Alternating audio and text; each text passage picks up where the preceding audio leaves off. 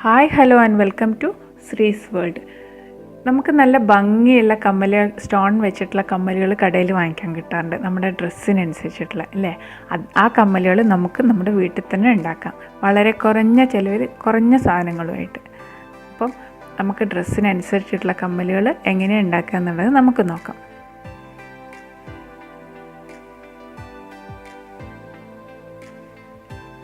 അതിന് വേണ്ടത് ക്യാൻവാസാണ്. അത് നമ്മൾ ഷർട്ടിൻ്റെ കോളറിനൊക്കെ വെക്കുന്ന ആ കട്ടിയുള്ള പീസില്ലേ, ആ ക്യാൻവാസ് നമുക്ക് സ്റ്റിച്ചിങ്ങിൻ്റെ സാധനങ്ങൾ വാങ്ങിക്കുന്ന കടയിൽ വാങ്ങിക്കാൻ കിട്ടും. ഒരു ചെറിയൊരു പീസ് ക്യാൻവാസ് വാങ്ങിച്ചാൽ മതി.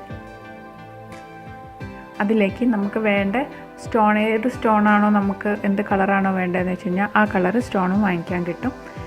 പിന്നെ കമ്മലിന് വെക്കുന്ന ആ ആണിയും കമ്മലിൻ്റെ ബാക്കിലിടുന്ന ചങ്കീരി, ഞങ്ങൾ ചങ്കീരി എന്നാണ് പറയുക, എല്ലാവരും എന്താ പറയാൻ എനിക്കറിയില്ല, അതും ഗമ്മ്, പിന്നെ ഒരു സ്റ്റോൺ ചെയിനുമാണ് ഞാനിവിടെ വെക്കുന്നത്. ഇതിന് പകരം മുത്തോ അങ്ങനെ എന്ത് വേണമെങ്കിലും വെക്കാം, പക്ഷേ ഇത് വെച്ചാൽ നല്ല ഭംഗിയുണ്ടാവും. ഞാൻ സ്റ്റോൺ ചെയിനാണ് ഇവിടെ യൂസ് ചെയ്യുന്നത്. അത് വെച്ചിട്ട് എങ്ങനെയാണ് ഉണ്ടാക്കുക നോക്കാം. ആദ്യം ക്യാൻവാസ് നമുക്ക് ഒരു ചെറിയ പീസ് കട്ട് ചെയ്തെടുക്കണം. ഒരുപാട് വലുപ്പത്തിലൊന്നും വേണ്ട, നമുക്ക് ആ സ്റ്റോൺ അതിൽ ഒട്ടിച്ച് വെക്കാൻ പാകത്തിനുള്ള വലുപ്പത്തിന് കട്ട് ചെയ്തെടുക്കണം. ഒരു കമ്മലിന് 2 പീസ് വേണം, അതായത് നമുക്ക് ആ സ്റ്റോൺ ഒട്ടിച്ച് വെക്കാനും ഒരു പീസ് വേണം, പിന്നെ ബാക്കിൽ നമുക്ക് ആ ആണി ഒട്ടിക്കാനും ഒരു പീസ് വേണം.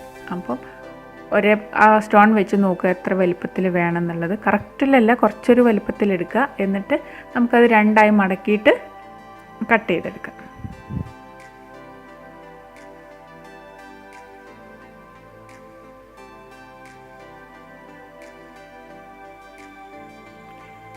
അതിനുശേഷം നമുക്ക് ഈ സ്റ്റോൺ അതിൽ ഒട്ടിക്കാം, ഗമ്മിട്ടിട്ട് ഒട്ടിക്കാം. ഞാൻ ഫാബ്രിക് ഗ്ലൂ ആണ് എടുത്തിട്ടുള്ളത്, അത് വെച്ചിട്ട് ഒട്ടിക്കാം.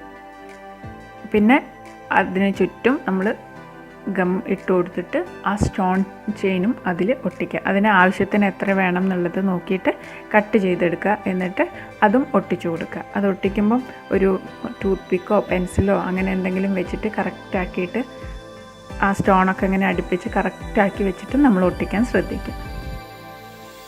അതിനുശേഷം അത് നമ്മൾ ഉണങ്ങാൻ വയ്ക്കണം.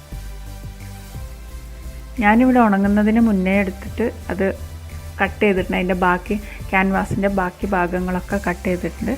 ഇത് ഉണങ്ങിയിട്ട് വേണം കട്ട് ചെയ്യാൻ വേണ്ടിയിട്ട്.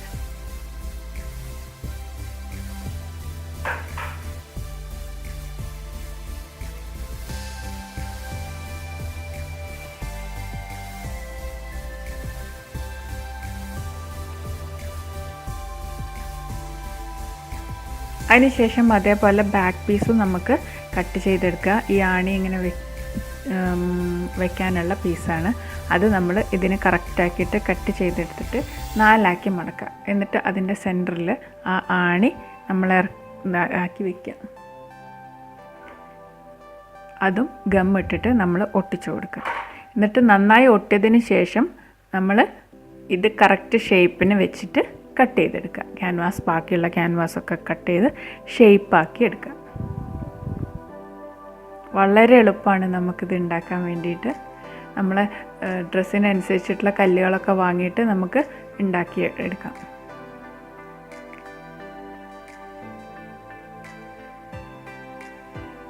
നിങ്ങൾക്ക് എൻ്റെ വീഡിയോ ഇഷ്ടമായെങ്കിൽ ലൈക്ക് ചെയ്യാനും ഷെയർ ചെയ്യാനും കമൻറ്റ് ചെയ്യാനും മറക്കരുത്.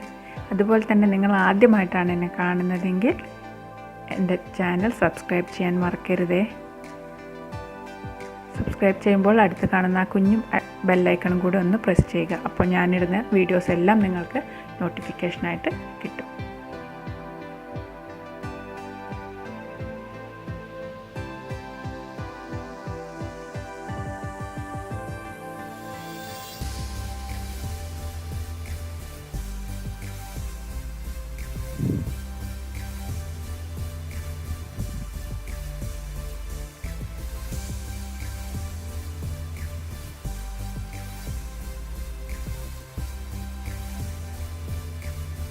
ഇത് ശ്രദ്ധിക്കേണ്ടത്, ഇത് കറക്റ്റായിട്ട് ഒട്ടി പിടിച്ചതിന് ശേഷം മാത്രം ബാക്കിയുള്ള ക്യാൻവാസ് നമ്മൾ ആ ഇതിന് ഷേപ്പിന് കറക്റ്റാക്കി കട്ട് ചെയ്ത് കൊടുക്കുക എന്നുള്ളതാണ്.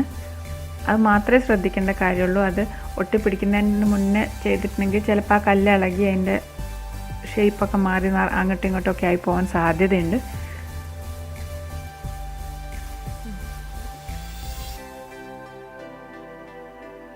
നിങ്ങൾക്ക് എല്ലാവർക്കും എൻ്റെ വീഡിയോ ഇഷ്ടമായെന്ന് കരുതുന്നു.